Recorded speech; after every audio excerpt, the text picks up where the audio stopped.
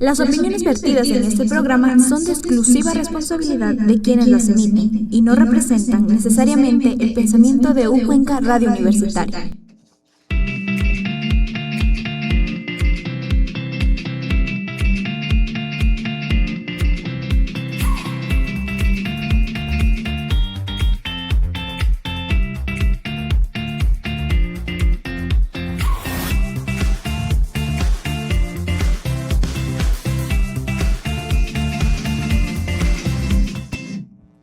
Muy buen día, les damos la bienvenida a un nuevo episodio de Outings Gold. Les saludamos desde la Universidad de Cuenca.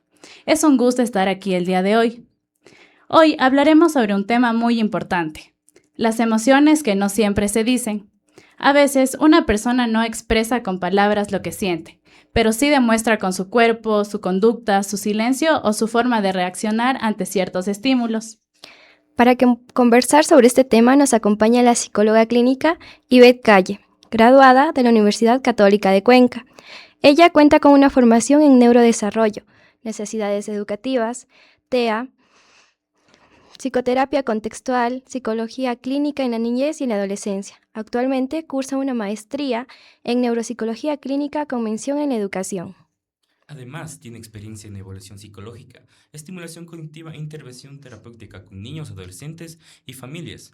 Psicóloga Beth, muchas gracias por acompañarnos el día de hoy. Hola, ¿cómo están? Qué gusto estar en este espacio, encantada, gracias por la invitación a ustedes para estos importantes temas que tenemos que abordar en la actualidad. Qué lindo que le estén dando como la relevancia y la importancia que tiene justamente esto de las emociones, ¿no?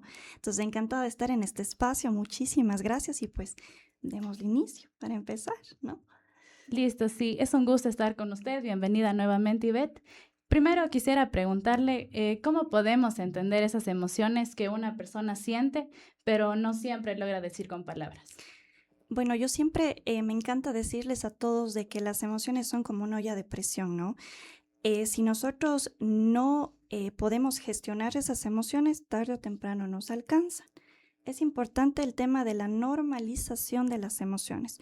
A mí me gusta como dar talleres, espacios de capacitación y siempre les digo a los chicos o a las personas con las cuales hago estos espacios, yo les digo, nosotros tenemos que entender que no hay emociones ni buenas ni emociones malas. Ninguna emoción es negativa. Todas las emociones cumplen una función. La situación es la conducta que se da a partir de esa parte emocional, pero la situación no es la emoción, la situación no es la función que cumple esa emoción, sino es la conducta. Y justamente eso es lo que nosotros tenemos que regular. Entonces, desde esta parte emocional, primero como sensibilizar que todas las emociones están bien, que todas las emociones tienen una funcionalidad y que no hay que tener miedo a expresarlas, a sentirlas, como primer punto con esto de las emociones. Sí, bueno, muy bien. Justamente yo creo que a veces o muchas de las veces pensamos que cuando alguien está triste, está ansioso, está enojado, simplemente lo va a decir. Pero muchas de las veces, bueno, casi que nunca pasa así. Entonces, también tengo otra pregunta. Claro que ¿Por sí. qué a algunas personas, especialmente niños y adolescentes, les cuesta expresar esto que sienten? Justamente esto se da porque nosotros, los seres humanos, a mí me gusta hablar de la tabla rasa con esto, ¿no? Nosotros venimos como una hojita en blanco.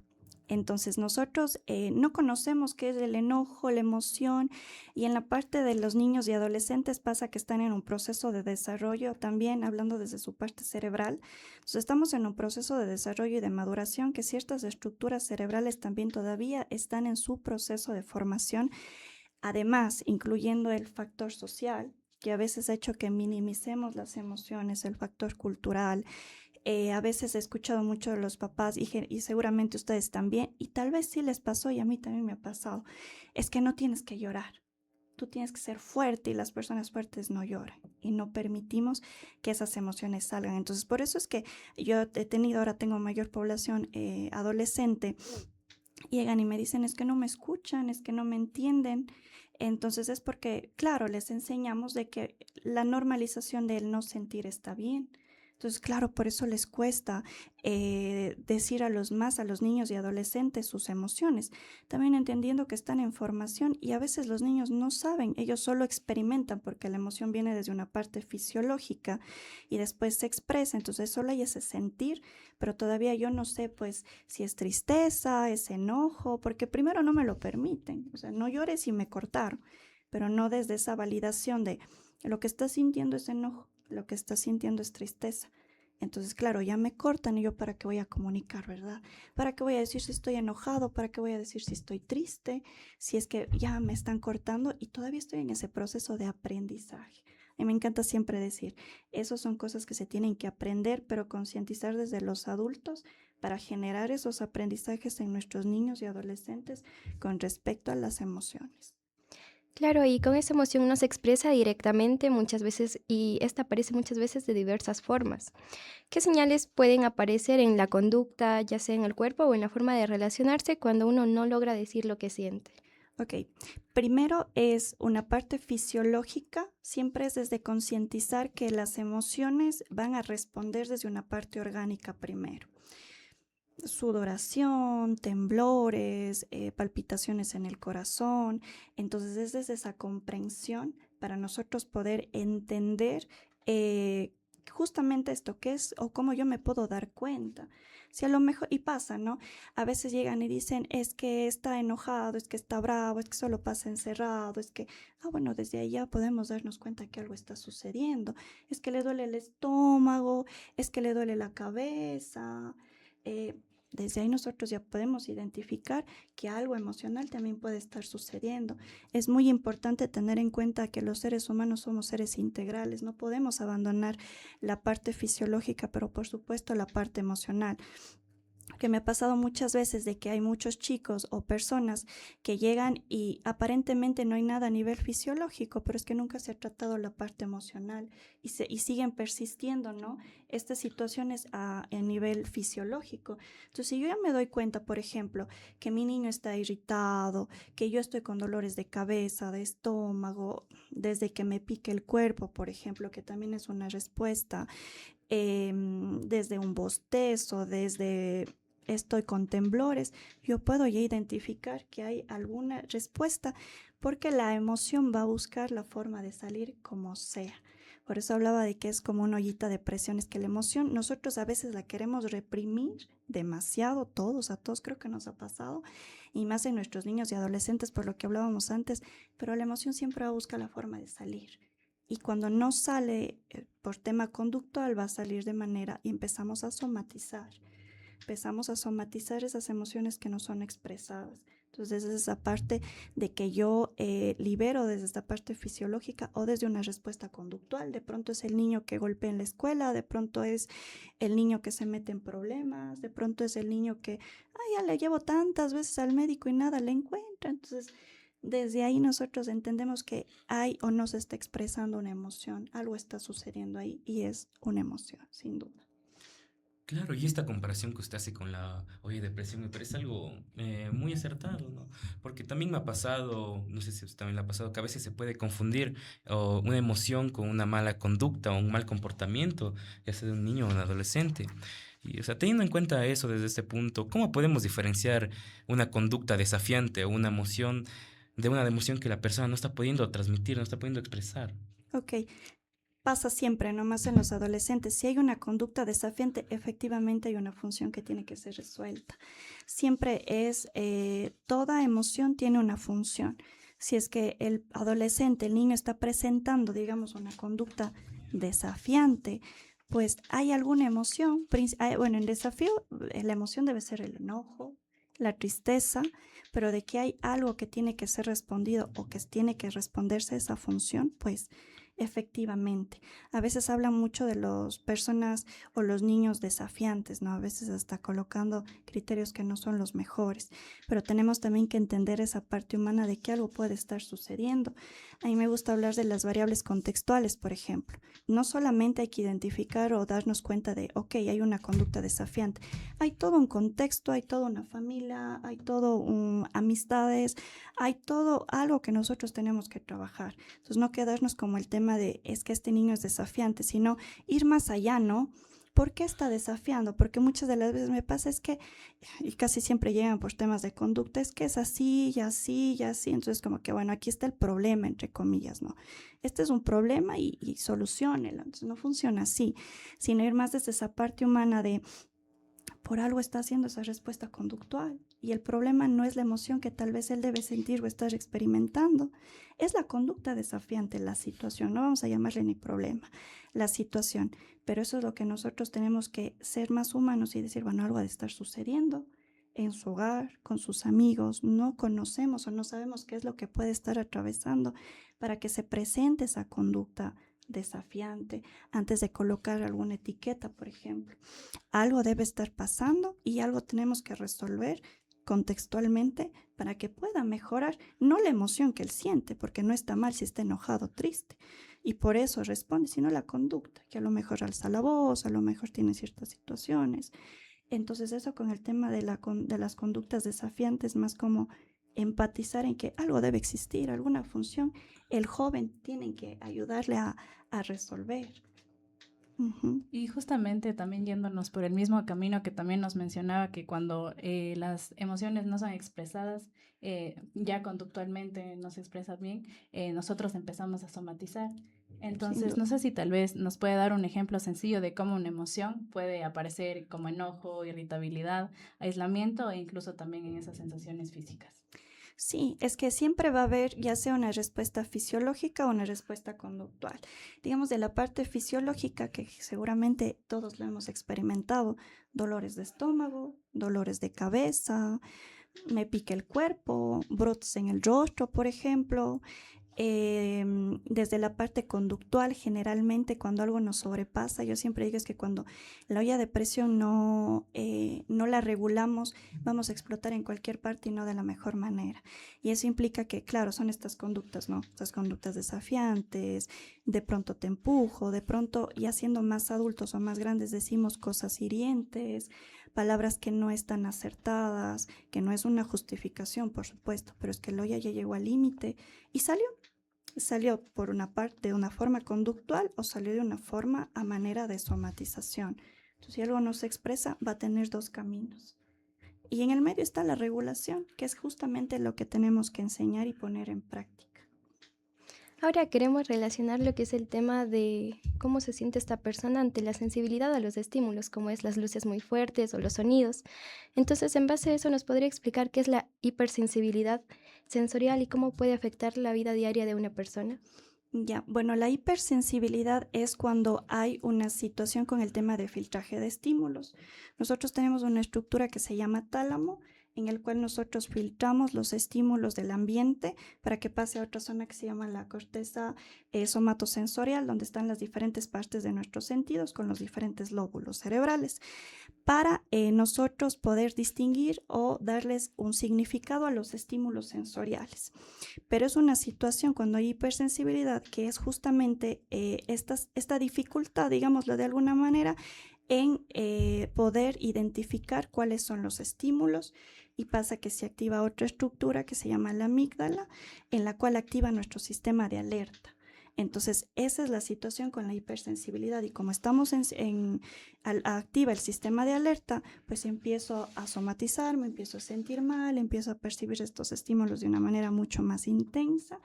Pero las personas que son hipersensibles puede ser por dos situaciones, por un tema de que pues tengo algunas diferentes situaciones que han hecho que no pueda hacer ese filtraje de una manera adecuada, o porque hay alguna situación del neurodesarrollo, por ejemplo, en el déficit de atención o en el TEA, que generalmente puede haber hipersensibilidad o hiposensibilidad, pero es por el tema del filtraje de estímulos en esta estructura. Pero son como dos situaciones un poquito diferentes. Ahora, en cuanto a la hipersensibilidad, de lo que me preguntan es una situación con el filtraje de estímulos, de ver cuál estímulo no es peligroso. Entonces yo lo veo como más de esa manera, y por supuesto, por eso, por ejemplo, ustedes y yo no vamos a tener la misma, por ejemplo, hipersensibilidad, y hay personas que son mucho más susceptibles, por supuesto. Uh-huh. Claro, y teniendo en cuenta así un ejemplo que a veces el sonido fuerte o muchas voces al mismo tiempo que se desarrollan, por ejemplo, cuando vamos de algún lugar a un comedor o un lugar público, yo he visto que hay gente que se incomoda mucho, se pone muy ansiosa o tiene un bloqueo y se va a quedar fría, como suelen decir. Ujú. Teniendo esto en cuenta, ¿cómo puede influir esta hipersensibilidad en lo que es en la persona, en las emociones, sobre todo en la salud mental? Ujú. Es que claro, como les digo, se activa el sistema de alerta. Entonces, por ejemplo, si ahora entra un león, ustedes van a activar su sistema de alerta, van a activar su amígdala. Y lo que van a querer es que van a querer escapar como sea. Y claro que eso, y si no pueden escapar, claro que va a afectar su parte emocional, ¿verdad? Entonces pasa lo mismo con las personas que son hipersensibles a estímulos de diferentes situaciones, porque pueden ser de diferentes formas de nuestros sentidos, pero en el que me comentan con estímulos auditivos, se activa este sistema de alerta y yo quiero escapar porque mi cerebro lo identifica como algo peligroso. Entonces yo quiero escapar de eso porque mi cerebro dice estás en peligro. Entonces, claro, yo me pongo así, ya me pongo tenso y me pongo mal y me da ansiedad. Y si tengo que estar expuesto a eso varias veces, claro que va a afectar mi parte emocional. Sí, justamente siguiendo por la misma línea que hablaba sobre el sistema de alerta, que obviamente se activa, que queremos escapar, empezamos a temblar, tal vez nos Ujú. ponemos súper tensos. Sí, sí. Creo que también pues es importante no juzgar nuestras reacciones que tenemos, y eso es lo que me lleva a la siguiente pregunta de que por qué no debemos decir frases como estás exagerando o no es para tanto cuando alguien se siente saturado por este tipo de cosas. Bueno, hay algo a mí que me encanta decirle a mis consultantes o a las personas que llegan, solamente esa persona y nadie más que esa persona sabe cómo lo percibe. Y por eso nosotros como sociedad tenemos que ser muy cuidadosos y muy respetuosos porque nunca, ni siquiera nosotros y ustedes que están en formación, nos podemos poner en el lugar de la persona que está experimentando las diferentes situaciones emocionales. Nosotros podemos acompañar, pero nosotros no podemos ponernos en el lugar de la persona que está experimentando eso. Y como sociedad tenemos que empezar a empatizar. Y qué agradable que hay estos espacios donde empecemos a aprender y a educarnos. Que lo mismo, por ejemplo, la misma percepción de esta entrevista no la tengo yo, que ustedes, que la persona que me está acompañando, que las personas que están atrás. Y por eso también como sociedad tenemos que ser cuidadosos con nuestras palabras, con lo que decimos. Yo siempre hablo de la empatía justamente con este tema y no como la empatía de yo me pongo en tus zapatos y por eso no lo voy a hacer. No, la empatía como el hecho de que lo que yo voy a decir o hacer va a generar una emoción en ti y por eso yo tengo que tener cuidado. Si yo ya veo que una persona, porque a veces no solamente comunicamos de manera verbal, sino hay el lenguaje no verbal, ¿no? Si yo veo que se está incomodando, que hay ciertas palabras, ¿por qué lo decimos? ¿Por qué lo hacemos? Yo siempre digo, no es necesario. No es necesario decir ciertas cosas si yo sé que van a generar dolor y si yo sé que como ser humano yo no puedo estar en el mismo lugar de la otra persona porque lo siente y lo vive de manera diferente. Entonces hay que ser muy empáticos. Y a veces yo les pongo en el ejemplo, digo, si es que a ti se te pierde un borrador y a mí capaz a mí no me importa, me compro otro. Pero capaz a ti te dio tu abuelita, te dio tu mamá, capaz tiene otro significado. Ay, por esa pequeña, sí, sí, porque para mí tiene un significado emocional y no todos tenemos las mismas experiencias. Entonces ahí es como sensibilizar a la empatía, pero una empatía no porque a mí no me pase y el karma, ¿no?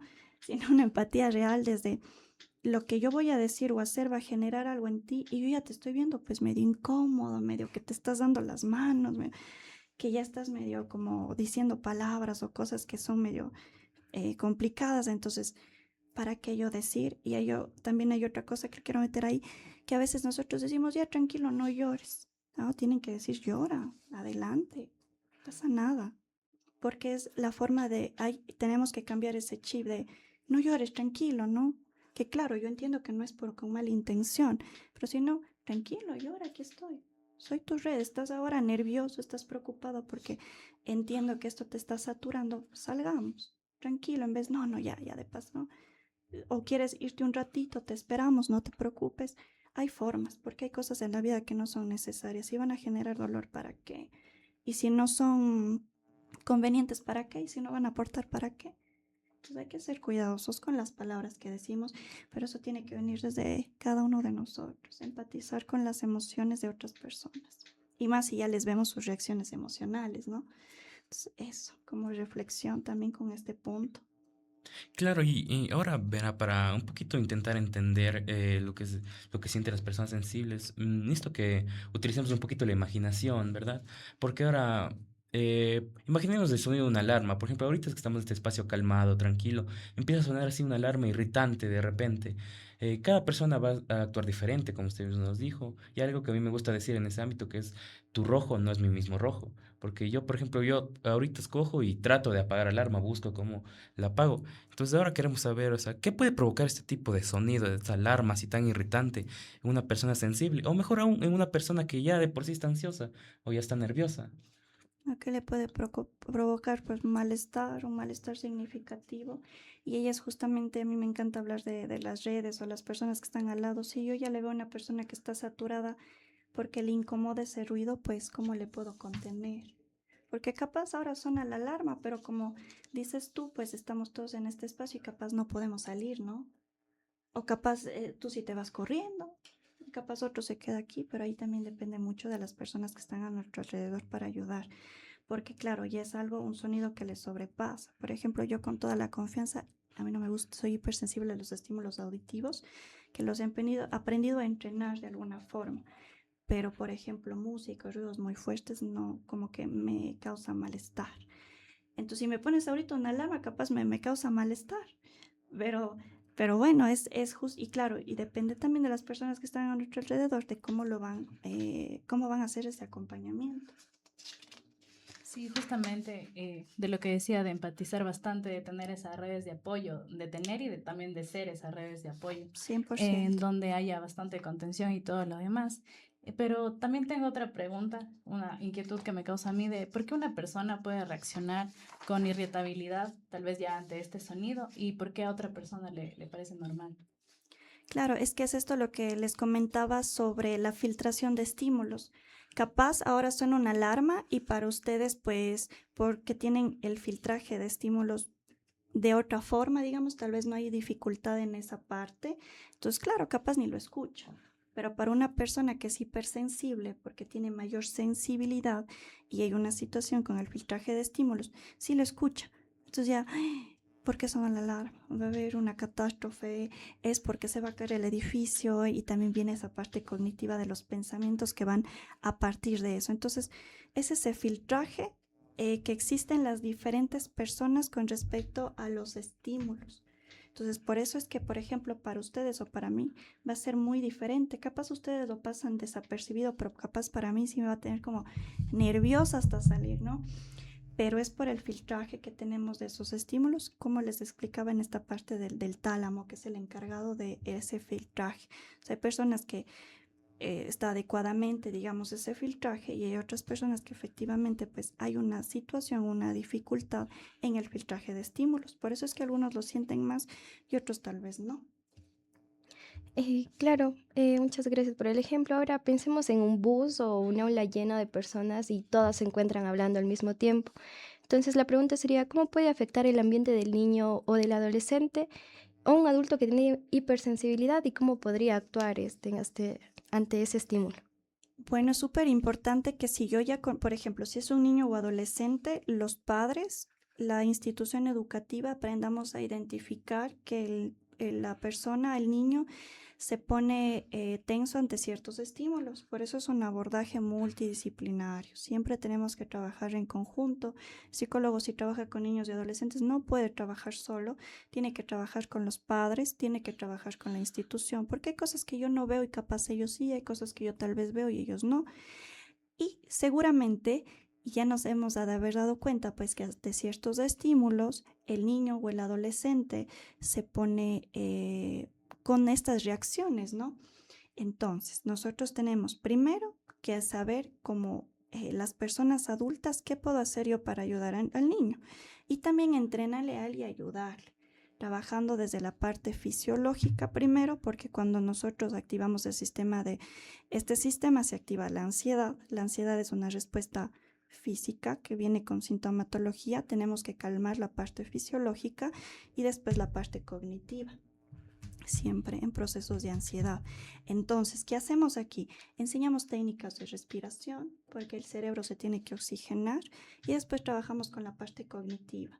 ¿no? Como haciendo objetivo el pensamiento, porque muchas de las veces los pensamientos no son objetivos. Y me gusta trabajar con algo que a veces nosotros tenemos evidencia de que va a haber una catástrofe, es un hecho, es una interpretación, pero claro, ese rato yo estoy así, no, yo ese rato yo no voy a pensar en nada. Entonces, por eso primero tenemos que al niño y al adolescente hacerle que calme la reacción física que está experimentando. Sudoración, taquicardia, palpitaciones, ok, nos vamos a poner a la altura de él, juntos vamos a respirar, vamos a practicar eso. Muy bien si eso ya ha sido previamente ya entrenado, socializado con todas las personas, porque en todos los espacios se va a dar la hipersensibilidad. Técnicas de respiración, técnicas de meditación también nos van a ayudar. Ciertos estímulos, a veces hay muchos niños que son mucho o adolescentes con cosas que son de poder tocarlas, por ejemplo, de presionarlas, también va a generar estados de tranquilidad, activando un poco el tacto. Y después sí la parte cognitiva, una vez que ya esté calmado, ok, mira, es un hecho, una realidad que va a haber se va a caer el edificio. Pues no, pero igual desde esa humanización, ¿no? Entonces tenemos que nosotros, si estamos con niños y adolescentes, nosotros también entrenarnos y aprender a cómo manejar estas situaciones, primero desde la regulación de la parte física y después de la regulación de la parte cognitiva. Y eso también va a servir hasta para que exista mayor flexibilidad en esta parte. La próxima, pues no va a pasar nada, estoy nervioso, pero ya tal vez no al 100, sino ya un 70, por ejemplo. Pero es desde el abordaje, si es con niños y adolescentes, desde la institución, desde casa, todos tenemos que trabajar en conjunto así. Y si es una persona adulta, igual, ¿no? Aprender técnicas de respiración, aprender a trabajar su parte cognitiva y aprender a hacerla objetiva. Pero claro, esto se escucha muy bonito, es un proceso. Eso también es importante dejarlo como plantado. Es un proceso que no lo vamos a conseguir mañana. Y que tal vez al 100% que ya no hay hipersensibilidad, pues no, pero de que puede mejorar, claro que sí. Claro, y ahora que mencionan esto de los espacios donde hablan muchas personas a la vez, eh, pasémonos no un poquito a parte del terapeuta o del psicólogo, sino a la del que está pasando esto. Porque, por ejemplo, en mi caso, yo he venido arrastrando muchas veces esto de no puedo estar en un aula donde empiezan todos a hablar porque me empieza a doler la cabeza y todo eso. Y, o sea, y muchas veces me decían, no exageres, es solo un poquito de ruido. Pero no veían que yo sí realmente me sentía mal. Entonces, para esto, o sea, ¿qué señales puede haber o qué señales puede indicar que alguien necesita una pausa, alguien necesita un respiro? Porque yo lo que hacía en ese momento es salirme del aula, así, no me importaba lo que me dijeran mis maestros en ese tiempo, yo solo salía en un momento porque necesitaba respirar. Uh-huh. Es tu cuerpo te lo indica, ¿verdad? Antes de llegar ya a la crisis, porque puede haber una crisis y eso te satura demasiado, tu cuerpo ya te va a empezar a indicar que efectivamente pues vas a entrar en un estado emocional que no es agradable. Entonces, desde ahí justamente tomarse esas pausas activas para poder reincorporarme al espacio. Pero claro, es importante conversar con estos docentes, estas personas, justamente para que se genere esa empatía y sepan que cuando se necesita un espacio fuera, pues no es porque a lo mejor tú haces esto porque eres, no sé, un mal educado, sino porque realmente te sentías saturado. Las otras personas no lo van a entender porque solamente tú lo experimentas, pero sí justamente de que hay estos espacios en los cuales se pueda comunicar para que tú digas, me estoy empezando a sentir saturado y necesito un tiempo fuera para regularme, para respirar, para tomar agua. No es que yo les quiera faltar el respeto, pero no me siento bien. Porque la comunicación también es súper importante, porque las otras personas muchas de las veces también no saben lo que nosotros podemos estar pasando, experimentando, y qué importante también es la comunicación cuando yo también ya conozco, porque uno ya conoce, uno ya se conoce y dice, hay situaciones que a mí me van a sobrepasar, mañana tenemos el trabajo en grupo, no sé, y siento que no va a funcionar muy bien con mis compañeros, chicos, si yo necesito, por favor, voy a salir un rato porque pues hay ciertos estímulos que a mí me causan malestar. Entonces también desde nosotros como personas hipersensibles también poder comunicar para que las personas también sepan, y a veces la mente vuela, ¿no? También no lo puedan tomar como algo negativo y así también llevar una comunicación adecuada y yo también poder tener estos espacios de tiempo fuera, se llama, de tiempo fuera para poder regular y regresar al espacio cuando yo me sienta mejor.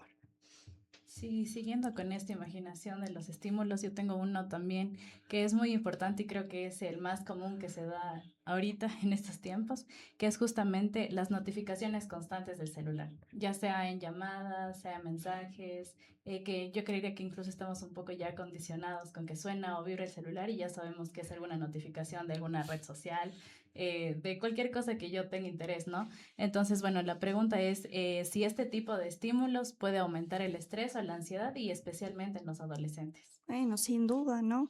No, yo siempre digo, no hay que satanizar a la tecnología. Los adolescentes ya nacieron con la tecnología en el brazo. Sin embargo, es importante entender que el hecho de los dispositivos electrónicos cortan muchos procesos cognitivos porque es como un dulce que nos estamos comiendo todo el día y todo el tiempo. Es como que cada minuto yo me estoy comiendo el dulce pues, en algún momento me va a causar alguna dificultad.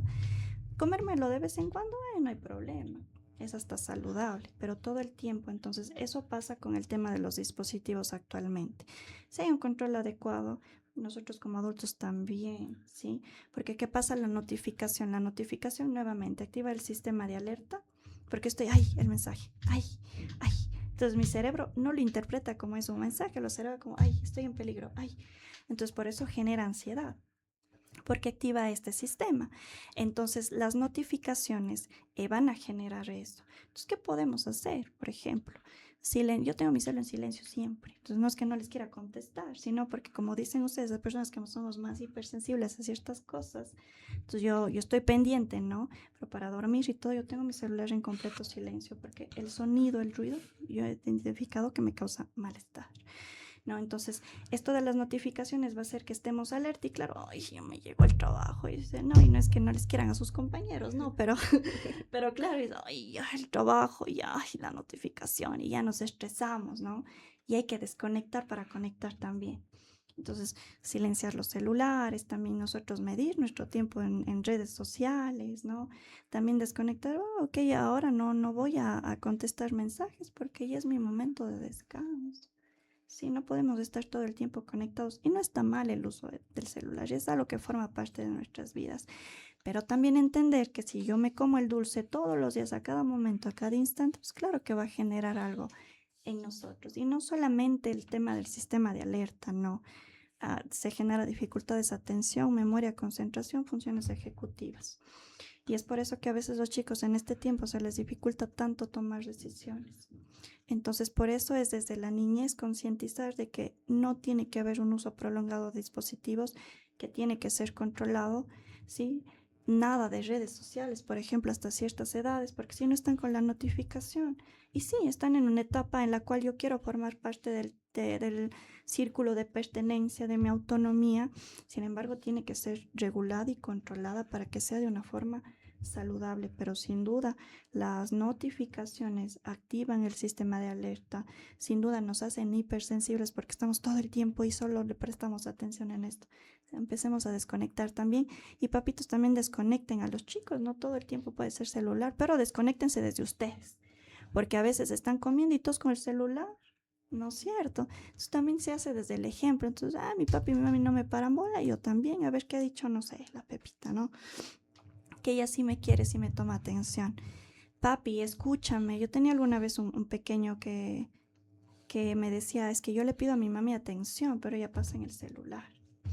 Otra vez tuve una nena que estábamos en evaluación y bueno, muchos casos más, pero los que ahora me acuerdo, que me decía, y no está mal que la mami tenga TikTok y redes, ¿no? Pero la situación va en que yo le estábamos haciendo una actividad y le decía, mira, ¿cómo te va? ¿Tienen actividades con tu mami? Porque era un tema evaluativo. Me dice, no, mi mami solo pasa en el TikTok. Entonces también, ¿qué estamos enseñando a nuestros niños? A veces sí, no tienen tiempo, pero se trata de tiempos de calidad, porque si no pasa esto, de que estamos atentos a las notificaciones, no se activan o no se entrenan otras partes de nuestro cerebro y eso después genera la dificultad en la toma de decisiones, principalmente en los adolescentes. Entonces involucra otras cosas más, no solo nuestro sistema de alerta, pero sí, claro que nos vamos a hacer más hipersensibles y todo el tiempo estamos solamente con el tin, tin, tin de los celulares. Listo. Y sí, la gente hoy, más en especial los adolescentes, hoy se encuentra muy saturada, como lo menciona usted, de las redes sociales. Y estoy totalmente de acuerdo de que viene totalmente desde el ejemplo, desde una persona mayor, cómo guía a los demás, porque aunque a veces no se cree eso, es mucho, influye demasiado de cómo una persona adulta y una persona menor le está viendo y entonces trata de seguir el ejemplo de lo que está haciendo y eso. Entonces, ¿qué recomendaciones daría para manejar estos estímulos sin desconectarnos de la vida social? Oh, claro. Bueno, primero tocando este tema que mencionas, primero desde el ejemplo, como dices tú, ¿verdad? Nosotros tenemos algo que se llaman neuronas espejo. Por supuesto que vamos a replicar conductas, no solo por un tema de una teoría, digamos, neurocientífica, sino también por una teoría social, que es el aprendizaje vicario. Entonces vamos a aprender de lo que vemos de nuestro entorno. No podemos desconectar a los chicos, pero sí me puedo yo desconectar para conectar con él. Sí me puedo en la hora del almuerzo vernos, no solo cada uno en nuestras redes, sino capaz todos decimos, ok, veamos una peli, comamos. O hoy no vemos peli, pero conversemos. ¿Qué tal tu día? ¿Cómo estás? ¿Cómo te ha ido? ¿Qué está pasando contigo? Desde una forma amorosa, asertiva. Enseñar también nosotros justamente desde ese ejemplo. Ok, puedes tener tu celular, pero tiene restricciones. Sí, y eso incluye a niños y adolescentes, pero hay que hacerlo desde niños, porque después se complica. No es imposible, pero sí se complica. ¿Ya? Tenemos ciertas restricciones, vas a tener cierto uso, no va a haber redes hasta cierta edad, no vas a tener dispositivo hasta cierta edad. Y no, es que no, que también los padres tienen que ser autoridad. Y claro, yo también, si yo ya te dije que hoy en la noche vamos a ver una peli todos, yo otra vez yo estoy en el celular, este chico se decepciona. Entonces todos hoy vamos a ver y compartir. El fin de semana, ¿qué vamos a hacer? Para empezar a desconectar también. Porque sí, ahora es necesario hasta porque, claro, necesitamos saber dónde están nuestros chicos por el GPS y tantas cosas. No se trata de no tener, pero sí de tener tiempos de calidad sin dispositivos, ¿sí? Y desde, ok, tenemos cierto tiempo, restringimos, hagamos actividades en familia. Así es como nosotros podemos manejar el uso de la tecnología. Siempre hablando con el chico, comentándole. Y a veces hay algo que se olvidan, es explicar el por qué. Simplemente ya no tienes punto. ¿Por qué no? Porque no tienes porque no sé, porque te va a afectar, porque quiero compartir contigo. Eso pasa, lo que pasa siempre con los niños y adolescentes. Les castigan y ellos ni siquiera saben por qué. Y llega un punto en el cual ya no les importa.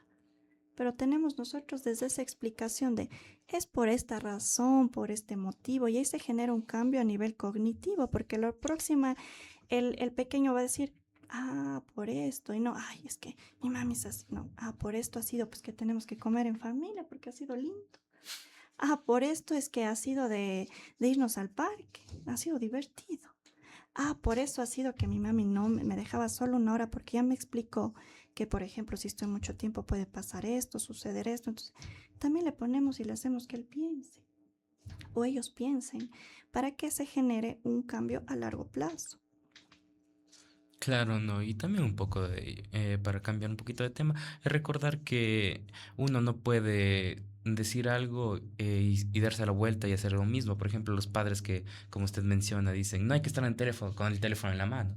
Pero Sí, bueno, así ahora sí, es. ya dando el giro que yo le decía, vamos a, recordando también que los estímulos no son solo ruidos, sino también pueden llegar a ser los típicos silencios incómodos que pueden haber o que en una charla de repente todos se queden callados, ¿no?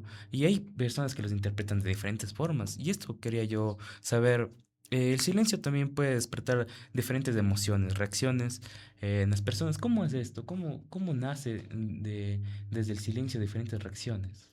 Bueno, el silencio también es una interpretación, ¿no? Cada persona en base a sus experiencias sabrá interpretar ese silencio y el silencio a veces genera diferentes emociones porque es ese espacio y esa oportunidad para hacer procesos de introspección. Es decir, es ese momento en el cual no hay ruido y yo me pongo a pensar, ¿no? La materia, mi futuro, mis propósitos. Entonces, claro, y eso en base a mis experiencias va a generar emociones. Tristeza, enojo, felicidad, preocupación. Entonces, sí, sin duda, hablamos del ruido porque, claro, activa y rápidamente hay esa, pero el silencio sí, va también a partir de nuestras experiencias, vamos nosotros a generar emociones porque en ese momento vamos a pensar y pensar mucho. Entonces, por eso va a activar sin duda estados emocionales que a partir de nuestras experiencias veremos qué tan adecuados son, digamos, porque como mencionábamos, las emociones no están mal, sino el tema con las emociones son la intensidad. A las emociones no se las controla, se las regula, pero esos pensamientos van a generar diferentes emociones y en diferentes intensidades. Sí, justamente, y bueno, yo creo que este nos muestra que no todos vivimos, no todo de la misma manera, nos demuestra que cada uno estamos pues en nuestro mundo y lo interpretamos personalmente. También con esto de que en base a experiencias se generan emociones que, como ya mencioné últimamente, no son malas, sino solamente hay que saber regularlas de la mejor manera. Ujú. Entonces, también tengo otra pregunta de saber qué importancia tiene el respetar la forma en la que cada persona procesa distintos estímulos. Ujú. La empatía, ¿verdad? Como decíamos, mi forma de tolerar sonidos o silencios no es la misma que la de ustedes. Y porque no es la misma como ustedes y yo no conozco su sentir, tengo que empatizar y así mismo los demás. Eso todavía nos toca mucho como sociedad trabajarlo y reflexionar. Pero es eso, de la palabra empatía. En esta pregunta la palabra empatía de que yo no sé cómo tú sientes, porque eres un ser diferente. Capaz estamos en el mismo ciclo, somos de la misma edad, capaz nacimos hasta el mismo mes, somos de la misma familia, pero aún así se ha demostrado científicamente que nunca la percepción de experiencias va a ser la misma. Y por esa misma razón tenemos que ser seres empáticos, porque mis actitudes, mis palabras van a causar una respuesta emocional en la otra persona. Sí, justamente rescatando nuevamente esta idea de la empatía que nos había ya mencionado, que no solamente es ponerse en los zapatos del otro, sino también pensar en qué le puedo provocar a esa persona. Correcto. Entonces también yo le quería saber, pues en este contexto en el que usted trabaja también con niños, adolescentes y también familias, y queremos pues llevarlo pues a ese contexto familiar también y educativo. Entonces también queríamos saber qué pueden hacer los padres cuando notan que un niño o adolescente no dice lo que siente, pero cambia también su conducta. Bueno, primero de identificar, ¿no? Algo está pasando. Y a veces son muy invasivos los papás. Y dicen, es que a mí no me cuenta nada, por eso le traigo aquí a ver si le cuenta. Sí, sí, sí, ¿sabes? Sí, entonces, y es que a mí no me tiene confianza, pero es que la confianza hay que construirla para que ellos aprendan a comunicar. A veces los papás se quedan satisfechos, y lo digo con todo el respeto, con, ¿estás bien? Sí, ¿te fue bien? Sí, que no, y ya. Y ya sentimos que ya han cumplido con esa, y por supuesto ser padres debe ser súper complicado, pero es una responsabilidad a la final y ya nos quedamos satisfechos con esas respuestas, pero no vamos más allá. Hasta con los chicos, yo siempre digo, los chicos y más los adolescentes son como unos gatitos a veces. Hay que ir suave, suave. Si es un gatito medio arisco, me rasguño. Ya, pero si es un gatito que tenemos que ir poco a poco ganándonos esa confianza. Igual son nuestros chicos. Igualito. A un proceso, cuando se hace un proceso de inicio, no, ay, viniste por esto, porque te estás portando. No, ¿cómo te llamas? ¿Qué te gusta? ¿Qué te gustaría que hagamos? Conversemos. En algo yo te puedo ayudar. Entonces es lo mismo con nuestros chicos, para que sí aprendan a comunicar, pero es desde nosotros. Ay, ¿sabes qué me fue así en el trabajo? ¿Y cómo será que te fue a ti? Como medio así, ¿no? Ay, hasta invéntense si quieren, pero es como para buscar esa conversación, ¿no? Oye, hoy está medio cansada porque, no sé, pasó algo con mis compañeros. ¿Y cómo te fue a ti? ¿Qué me cuentas? Y a la primera capaz no nos dicen nada, pero poco a poco dicen, sí, como que esta persona está mostrando interés. Entonces la forma de cómo acercarnos con nuestros chicos, no nos conformamos con el sí o el no, y más si es que yo ya empiezo a ver que se aísla, que se encierra, que está teniendo problemas en el colegio, que de pronto se está enfermando demasiado. Entonces también tratemos de investigar, pero no de una manera invasiva, qué es lo que puede estar sucediendo y buscar esas soluciones en el acompañamiento y desde la validación de las emociones. No como, ay, otra vez otro reporte, sino, mira, ven, siéntate, ¿qué está pasando? Yo también he tenido estos momentos, también yo era así en el colegio, no sé, por eso es invéntense, pero era porque yo estaba así, me pasaba esto, ¿en qué te puedo ayudar? ¿Qué necesitas? Antes de solo reproches. Ujú. Claro, y justamente las personas adultas por lo general tratan de acompañar y ayudar, pero hay personas que son muy invasivas en el que insisten en el preguntar qué te pasa o cuéntame ya lo que estás pasando. Entonces, ¿cómo sería una forma de acompañar pero sin presionar? Sí, eso pasa siempre, es que es comprensible, los papás también se desesperan, ¿no? También tienen su sentir y sus emociones. Entonces están, pero dime, pero cuéntame, es que no me dices, ¿y por qué no me dijiste qué pasó en el colegio y qué te pasa? No, es que a veces y más en la adolescencia hay muchas cosas en las cuales necesitamos también nuestro espacio para poder comunicar y es desde, si necesitas algo, estoy aquí. Porque como adultos también tenemos que entender que a veces que no queremos saber nada de nadie, ¿verdad? Pero capaz ese amigo, esa mamá, esa tía algún rato me dijeron, mira, entiendo tu espacio, pero si necesitas, aquí estoy. Y capaz ya se me pasa esa emoción intensa y digo, "Ay, voy a llamarle a mi amiga, a mi tía, porque realmente necesito ser sostenido o sostenida". Y pasa lo mismo con nuestros chicos. Y a mí me encanta a mí poner ahí los ejemplos de por qué no tratamos a nuestros niños y adolescentes con el mismo respeto que tratamos a un adulto. Si yo les veo a ustedes tristes, yo no voy a venir y decir, ay, ¿qué te pasa? ¿Por qué no me dices qué te está pasando? Y voy a invadir. No, yo me voy a acercar y te voy a decir, mira, tranquila, si me quieres contar, cuéntame, cualquier cosa estoy. Entonces, ¿por qué no les tratamos de la misma forma a ellos? Entonces, esa es la situación cuando pasa esto. Los papás vienen así. Seguro eso no lo harían con sus amigos, pero sí lo hacen con el chico y adolescente y esperamos que ellos evoquen o digan algo. Hay que hacer igual. Tranquilo, si necesitas algo, aquí estoy. Y el gatito ya se hará más tranquilo y comunicará, pero tienes desde esa confianza. Y ahora que, o sea, estamos diciendo de los adolescentes, de los niños, yo quisiera ir más al ámbito de la escuela, porque también pasa que puede haber un adolescente que de repente en la escuela se aísle, se vaya al rincón, como suele decir, se irrite, se bloquee, no quiera saber nada. Y ahí es cuando deberían entrar los profesores, ¿verdad? Figuras de ayuda. Y a veces no quisieras prestigiar a los profesores, pero sí hacen un poquito mal su trabajo. Cogen y exponen al estudiante frente al grupo. A veces, no con la intención, pero suelen humillar. Y yo quisiera saber qué papel puede tener un docente, o sea, para apoyar emocionalmente al estudiante sin cometer este error de exponerlo, de desnudarlo, por así decirlo, frente a sus compañeros.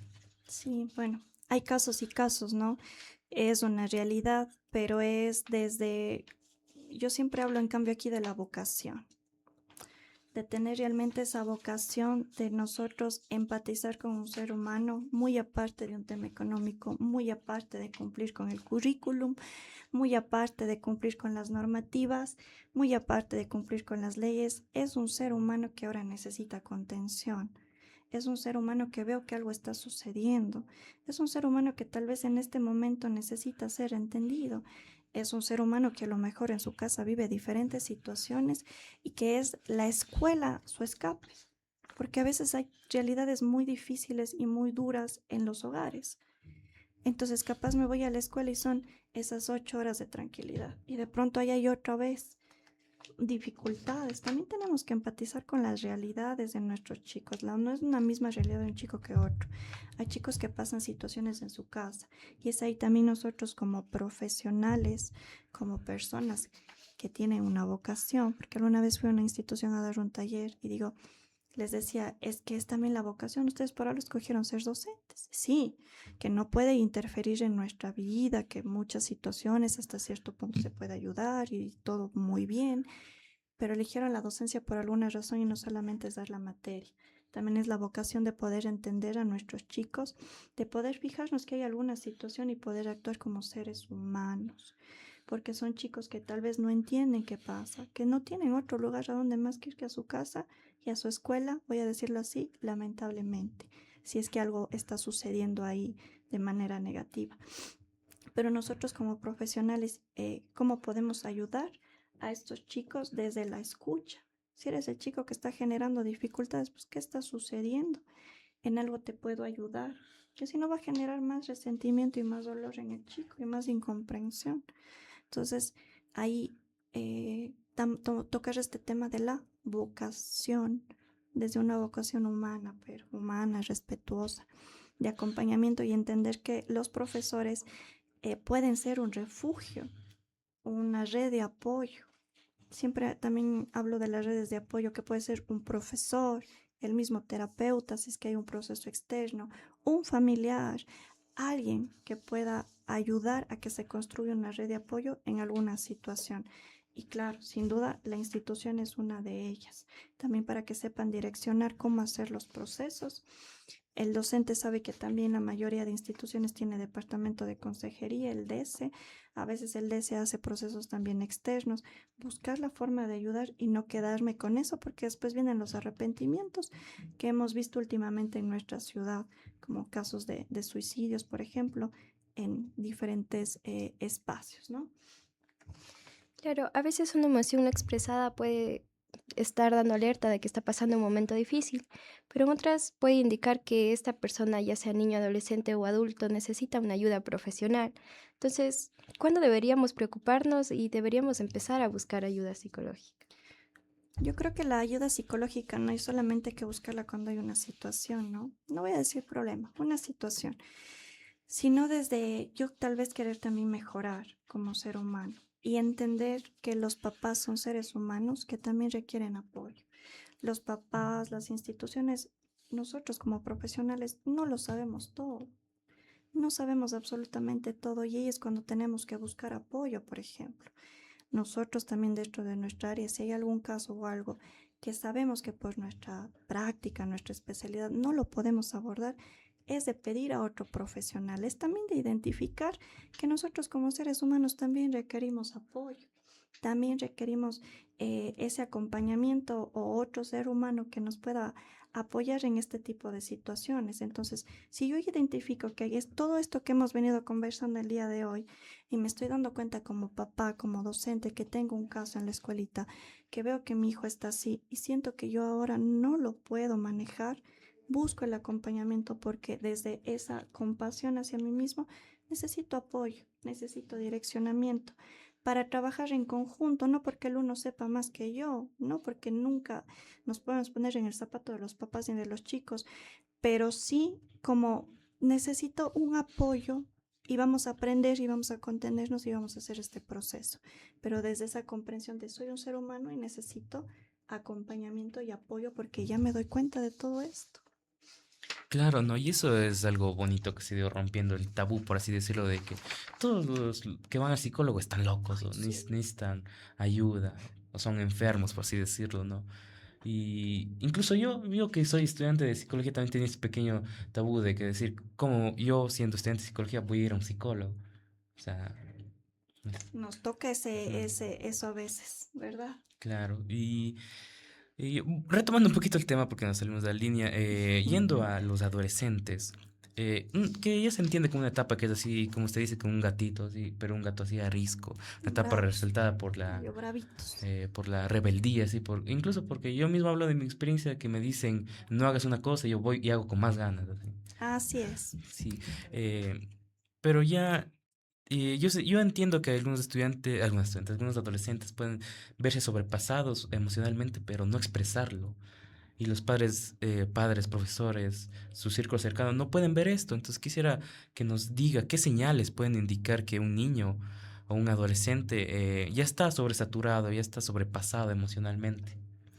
A veces pensamos que, por ejemplo, el hecho de nosotros tener como ciertas conductas o ciertas situaciones es porque hay una mala conducta. A veces la depresión, les comento, está disfrazada de conductas como irritabilidad, dificultades en la institución. Si yo empiezo a ver que hay este tipo de conductas porque es el reflejo de una emoción no resuelta, tema conductuales, dificultades con los compañeros, de pronto no puedo mantener una comunicación con mi adolescente, de pronto se me está enfermando mucho, de pronto tengo muchos reportes en la institución, muchos llamados de atención. Entonces yo puedo identificar que es el momento para yo poder buscar apoyo y que es importante poder iniciarlo para que tal vez no se vaya a agudizar. Claro, y ahora ya para ir cerrando un poquito el espacio, Ujú. Nos gustaría ir dejando recomendaciones prácticas para quienes nos están escuchando actualmente, obviamente también de su mano, de su guía. ¿Qué puede hacer una persona cuando se siente saturada por estos sonidos, estas luces o esas emociones intensas y no está acompañada con alguien de confianza, alguien en su círculo, o está sola? Es justamente hacer este entrenamiento en estos tiempos fuera, qué es lo que yo puedo hacer, qué herramientas puedo tener cuando yo empiezo a sentirme sobresaturado. Primero desde la identificación en mi parte física, después de la identificación en mi parte emocional, qué emoción estoy presentando y después desde las estrategias, ¿no? Voy a tomarme un tiempo fuera, voy a salir a respirar, voy a ir a tomar agua, como actividades, no para no vivir la emoción, sino para sobrellevarla de una manera más saludable y más tranquila. Sí, bueno, justamente y también ya para ir cerrando también como había comentado mi compañero Lucas, quería preguntarle cuál sería la idea más importante que deberíamos recordar sobre las emociones que no siempre se dicen. Oh, bueno.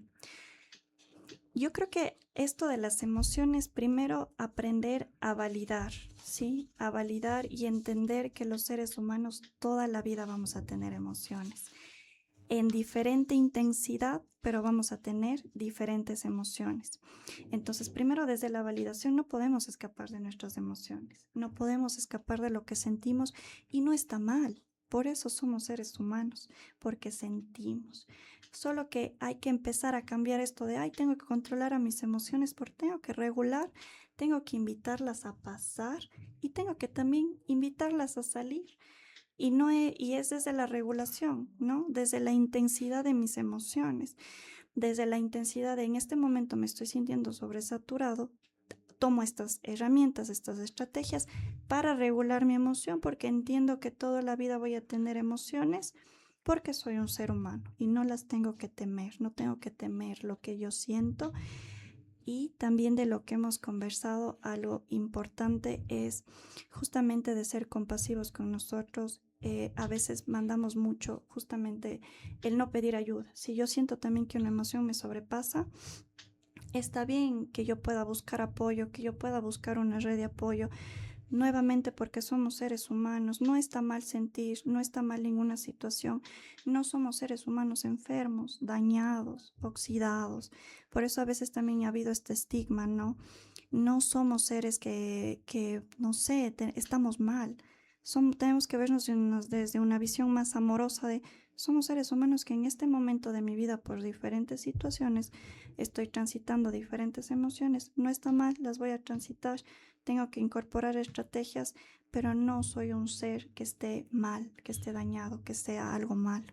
Entonces eso desde la autocompasión y desde abrazar a mis emociones y empezar a transitarlas, pero por supuesto con estrategias que me ayuden a regular la intensidad, porque todo el tiempo van a existir y no hay que temerlas, y hay que dejar de tener miedo a las emociones, al enojo, a la tristeza.